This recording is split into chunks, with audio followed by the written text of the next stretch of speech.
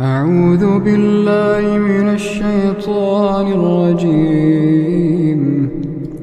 بسم الله الرحمن الرحيم. يا أيها المزمل قم الليل إلا قليلا نصفه وانقص منه قليلا أو زد عليه ورتل القرآن ترتيلا إنا سنلقي عليك قولا ثقيلا إن ناشئة الليل هي أشد وطئا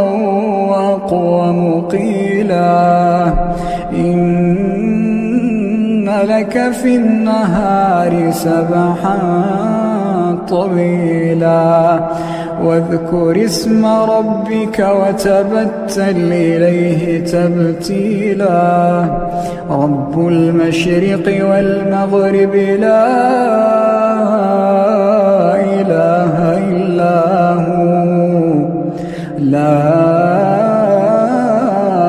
إله إلا هو فاتخذه وكيلا واصبر على ما يقولون واهجرهم هجرا جميلا وذرني والمكذبين أولي النعمة ومهلهم قليلا وذرني والمكذبين أولي النعمة ومهلهم قليلا إن لدينا أنكالا وجحيما وطعاما ذا غصة وعذابا أليما يوم ترجف الأرض والجبال وكانت الجبال كثيبا مهيلا إنا أرسلنا إليكم رسولا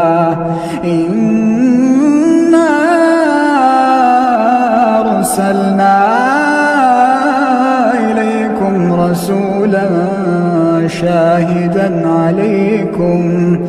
كما أرسلنا إلى فرعون رسولا فعصى فرعون الرسول فأخذناه أخذا وبيلا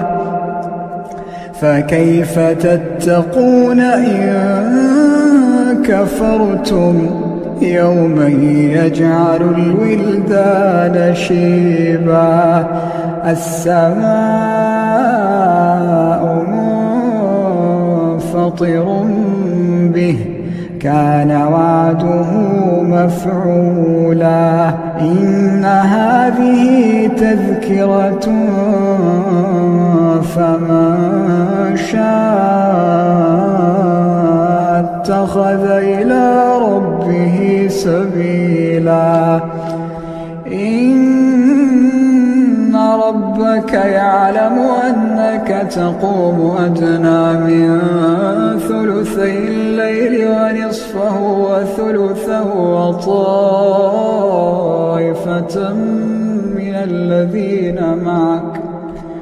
وطائفة من الذين معك والله يقدر الليل والنهار علم أن لا تحصوه فتاب عليكم فاقرؤوا ما تيسر من القرآن علم أن سيكون منكم مرضى وآخرون يضربون في الأرض يبتغون من فضل الله وآخرون يقاتلون تقاتلون في سبيل الله فاقرؤوا ما تيسر منه وأقيموا الصلاة وآتوا الزكاة واقرضوا الله قرضا حسنا وما تقدموا لأنفسكم من خير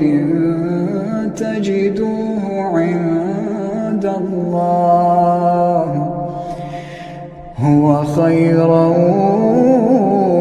وأعظم أجرا واستغفروا الله